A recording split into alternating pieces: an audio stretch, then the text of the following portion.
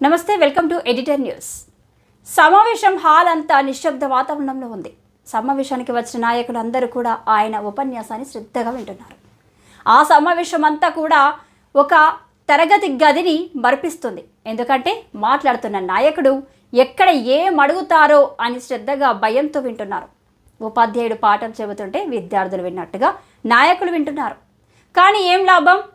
ఉరుమి మీద పడ్డట్టు ఆ నాయకుడు సమావేశానికి వచ్చిన నాయకులకు ప్రశ్న వేసేశారు. ఆ ప్రశ్న విన్న నాయకులకు కూడా ఒక్కసారిగా చెమటలు పట్టలేదు, భయపడలేదు, దిమ్మ తిరిగిపోయింది. ఇదేం ప్రశ్న అంటూ ఆశ్చర్యానికి లోనయ్యారు.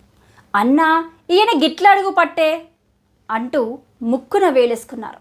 ఇంతకు ప్రశ్న వేసిన నాయకుడెవరు, ఆ నాయకుడు వేసిన ప్రశ్న ఏమిటనే విషయానికి ఇప్పుడొద్దాం.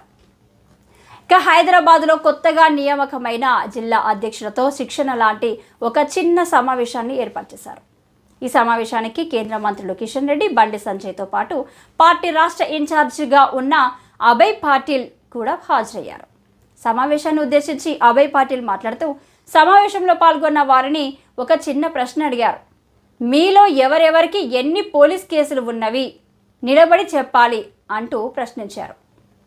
ఒక్కసారిగా అక్కడ ఉన్న వారంతా కూడా బిత్తర మొహాలు వేసుకోవాల్సిన పరిస్థితి ఏర్పడింది. అక్కడ ఉన్న వారిలో కొందరు కేసులు ఉన్నవారు లేచి నిలబడ్డారు. లేని వారందరూ ఉన్నారనగానే పోలీస్ కేసు లేని వారు కూడా లేచి నిలబడ్డారు. పోలీస్ కేసులు లేకుండా ఉంటే నాయకుడు ఎలా అవుతారంటూ అక్కడ ఉన్న నాయకులను అభయ్ పాటిల్ ప్రశ్నించారు.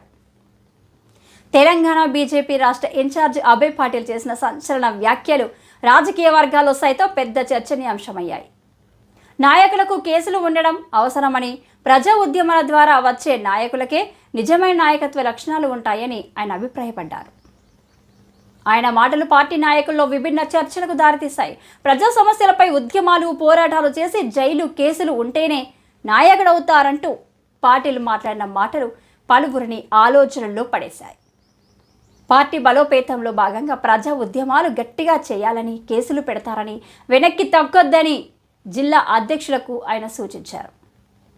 నాయకుడిపై పోలీస్ కేసులు లేవంటే అతను వేస్ట్ అంటూ అభయ్ పాటిల్ కామెంట్స్ పార్టీలో జోరుగా చర్చకు దారితీశాయి.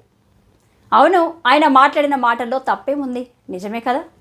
నాయకుడు అంటే ప్రజల సమస్యల పరిష్కారం కోసం కేసులకు భయపడకుండా పోరాటాలు చేయాలి. అప్పుడే ఆయన వెంట కార్యకర్తలు కూడా ముందుకు వస్తారు.